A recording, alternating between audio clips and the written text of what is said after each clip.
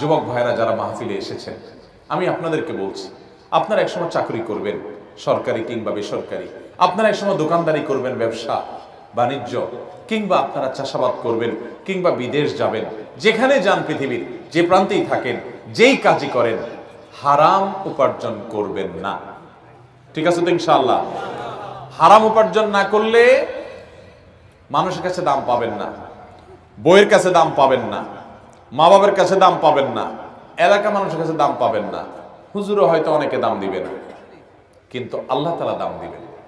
আগে ভাগে যে মেয়েটাকে বিয়ে করবেন বলে দিবেন যে আমি কিন্তু তেড়া যুবক, আমি কিন্তু ওই মাহফিলে ওয়াদা করে আসছি, আমি 2 নম্বর কামাই করব না। ডাল ভাত খেয়ে থাকা লাগতে পারে, অনেক সময় ডালও থাকবে না, এমনও হতে পারে লবণ ভাত খেয়ে থাকা লাগতে পারে, মরিচ ভাত খেয়ে থাকা লাগতে পারে।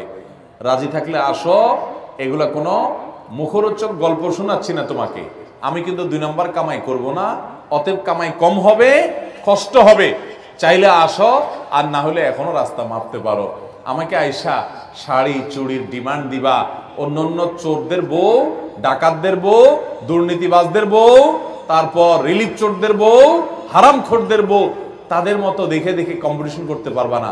তুমি আমার বউ হতে হলে, হালাল খোরের বউ হতে হলে, তুমি সকল লোভ ছেড়ে দিয়ে সততার উপরে থাকার নিয়ত করতে হবে, কষ্ট করে চলার নিয়ত করতে হবে।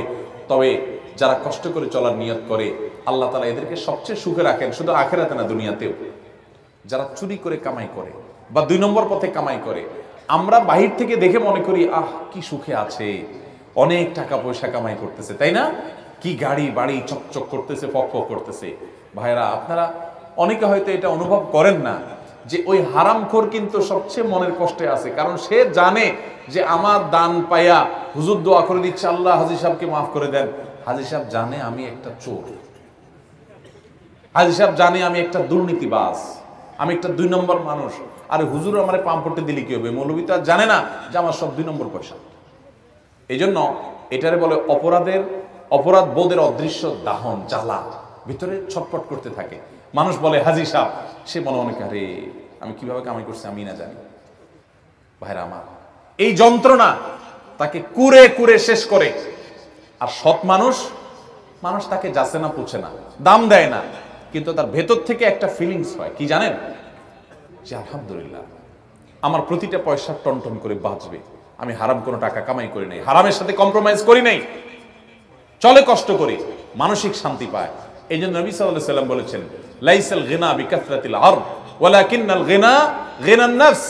অনেক সম্পদ হয়ে গেলে এর নাম সচ্ছলতা নয়, আসল সচ্ছলতা হলো মনের সচ্ছলতা, যে আমি মনের দিক থেকে সুখে আছি। আল্লাহর অনেক বান্দা আছে, আমি তাদেরকে দেখার সুযোগ হয়েছে, ভালো মানুষ, তাদের তেমন কিছু নাই, কিন্তু তারা খুব হ্যাপি, খুব সুখী, তাদের কোনো আফসোস আক্ষেপ নাই। ওই বড় লোকের পয়সা দেখে তাদের ওই অসুস্থ প্রতিযোগিতায় লিপ্ত হতে মনে চায় না। তারা জানে এগুলো সব রেখে ওই 3 হাত মাটির নিচে চলে যেতে হবে, ধনী গরিব সবাই এক কাতারে দাঁড়িয়ে যাবে, অসততা করতে চায় না। আল্লাহ আমাদের সবাইকে সেরকম সাহসী সৎ মানুষ হওয়ার তৌফিক দান করুন। এখন তো সাহসের সংজ্ঞা পাল্টে গেছে, এখন সাহস হলো অপকর্ম করতে পারলে তাকে সাহসী বলে।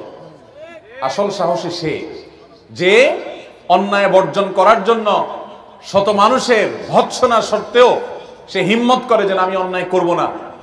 টাকা পয়সা হলে সবাই আমাকে পুষবে, কদর করবে, দরকার নেই, আমার অল্প টাকা, আমি গরিব থাকবো, কিন্তু আমার ভেতর বলবে আমি সৎ।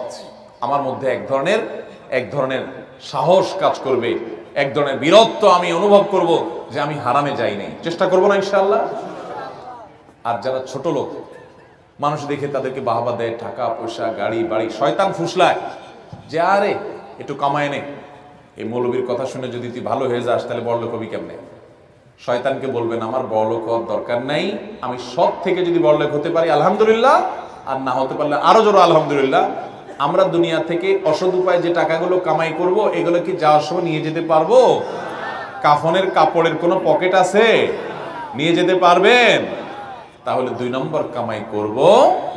কার জন্য কামাই করবেন? কার জন্য হারাম কামাই করবেন? ছেলে মেয়ের জন্যই তো। মানুষ নিজের জন্য কামাই করে না। যত ঘুষখোর, যত সুদখোর, যত টিন চোর, যত গম চোর, যত রিলিফ চোর, যত হারামখোর আছে, এদের সবাইকে জিজ্ঞাসা করেন কার জন্য এত কষ্ট করেন, তারা কেউ কিন্তু নিজের এক পেটের জন্য এত কষ্ট করে না। কার জন্য করে জানেন? ছেলে মেয়ের জন্য, পরিবারের জন্য। মরার পরে যখন আযাব হবে, মানুষের সম্পদ আত্মসাৎ করেছেন, অন্যায়ভাবে হারাম উপার্জন করেছেন, তখন এই পরিবারের লোকেরা বলবে আল্লাহকে, আল্লাহ ওনাকে শাস্তি দিয়েন না, কারণ আমাদের জন্যই তো করছে। বলবে ইয়াউমা ইয়াফিরুল মারউ মিন আখিহি ওয়া উম্মিহি ওয়া আবিহি ওয়া সাহিবাতিহি ওয়া বানিহি। সেদিন মানুষ মানুষকে দেখে পালাবে, বাবাকে দেখে সন্তান পালাবে, মা সন্তান থেকে পালাবে, মা থেকে সন্তান পালাবে, যে না জানি আজকে দেখা হলে কোনো সব চেয়ে বসে। কিয়ামতের ময়দানে বিপদে পড়েছে, কেউ কারোর হবে না। লিকুল্লি ইমরিইন মিনহুম ইয়াউমাইযিন শাআনুন ইউগনি, সবাই ইয়া নাফসি ইয়া নাফসি করবে। অতএব আমি হারাম যাদের জন্য কামাই করব, তারাও কিন্তু এর দায়ভার বহন করবে না। তার চাইতে বড় নির্বোধ কে আছে যে যাদের জন্য চুরি করে ওরাও তার দায় নেয় না? এর চেয়ে বড় বোকার কেউ আছে? তাহলে আসুন আমরা আজকের মাহফিলে শপথ করি, আমরা দুর্নীতি মুক্ত বাংলাদেশ গড়ব ইনশাআল্লাহ। আমরা নিজেরা দুর্নীতি করব না, দুর্নীতি সইব না, দুর্নীতিকে প্রশ্রয় দিব না। একটা কাজ আদায় করতে গিয়ে কষ্ট করা লাগে, কষ্ট করব, তারপরেও ঘুষ দেব না। ঠিক আছে না ইনশাআল্লাহ? আল্লাহ আমাদের সবাইকে সেরকম সাহসী সৎ মানুষ হওয়ার তৌফিক দান করুন।